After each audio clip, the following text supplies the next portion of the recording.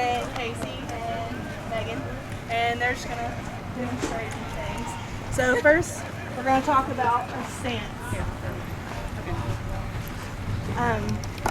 The main thing about being a catcher is controlling your body. Like, you have to control, make sure you have balance, and when you're catching, you gotta make sure your feet are a little bit wider than shoulder width apart. And you gotta be loose. Stay back there, you can hear better. Okay. You gotta be loose too. Make sure the catcher's not sitting straight up, and make sure they're not bent over too much. Like, so make sure they're loose. Do it just straight. Oh, straight? Yeah. And the biggest thing about catching is controlling your glove. Make sure that when they're catching it, they're not letting the ball take their glove with them. So, especially for younger catchers, make sure when they're catching it, the biggest thing is just to catch it and hold it. Because that's the biggest. Do it the wrong way. Yeah. Just make sure you're letting the catcher. Right.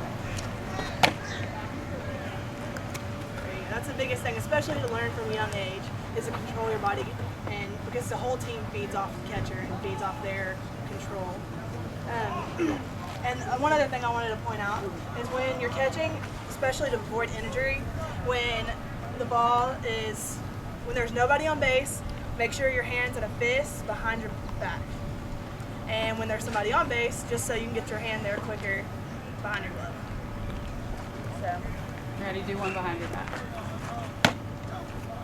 And then act like there's a runaround. Alright. The next thing, we'll talk a second about blocking.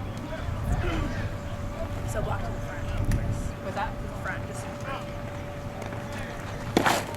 the key thing about blocking is make sure you keep your head down so you don't get your neck hit, and make sure, like Megan, you're scooping the ball in and you're not straight out so the ball's coming off. And keeping your hand behind your gloves is another big thing. That's a big thing. A lot of times, like, somebody will be like, oh, I saw this person block, so I'm going to do it. And they'll do it, and they'll have their glove hand here and their other hand's here. And if that gets hit, you're in trouble. So make sure, watch her hand as it's behind her glove. So she's protecting what's not covered by equipment.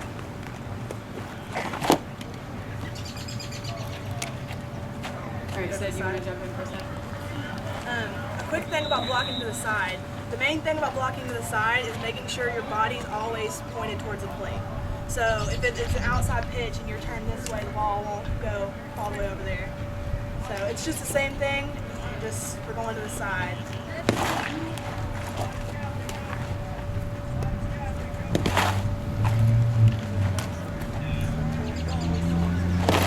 See how she's turning her body? You guys all see that? And a lot of times you'll see with this, if that doesn't happen, you'll see somebody that just moves their legs over. Don't square up to the plate, just move over this way.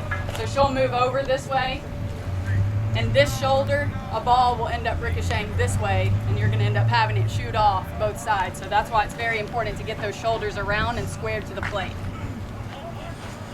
And one other thing is making sure the girls don't completely collapse. They have to have the surface area. You can't be completely down on the ground every single time. You have to make sure they're not completely up, but they're not completely all the way down either. We'll do a couple more. If it's man and he's turned, and you run him off, it's I got run down there. Good with that? Any questions? What about when they come up to throw to second base or to third base? Where should their position be with the throwing hand? Should it be back or should it be more up top? Yeah. She'll show you. I don't know if you guys can explain. Okay, like when I'm just gonna throw it in, you're gonna jump up like you're gonna make a throw down to second base, okay?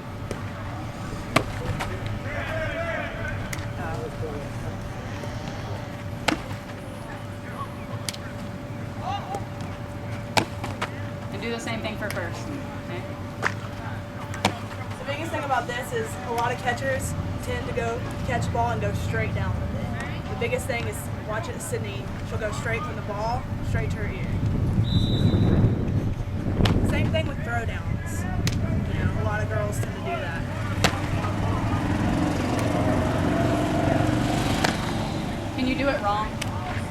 anyone that's not. It's just a slower, right. and a lot of times that will happen, and it'll happen in the field too. You'll see somebody take a ground ball and come way up here and stand up instead of fielding a ground ball and staying low. So you'll notice that there's a lot of similarities. Pop-ups. We're going to talk about pop-ups for a minute. A good drill that I like to do with the girls is we'll start off and we'll turn around and I'll be standing in front of them, and you just throw it above and they have to find it, you know. So we'll do that. We do that often. Well, I'll do it. I'm going to do this in front for me too. And you'll just say go. Go. Ball. Because you can't know where the ball's going.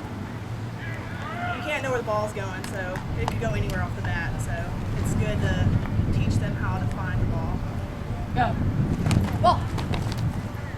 And I don't like the catchers to take off their masks, mostly because you can't tell. I mean, the sun could be in their eyes. You can't tell where the ball's going to go, and you never know when you're going to get hit in the face, or you could trip over it, or any scenario. I think it's just better to learn to see through your mask well enough to be able to catch that ball. And our girls do not, they do not take off their masks. You guys would be completely fine to have them learn to keep it on.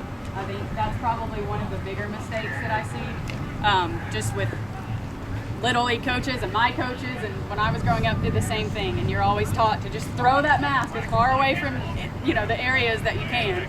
But our catchers keep their mask on all the time. And it takes time too. If you think about it, a ball's hit and you're taking that mask and you're throwing it, and most of the time when you throw it, you're going to look that way and then you've lost track of the ball.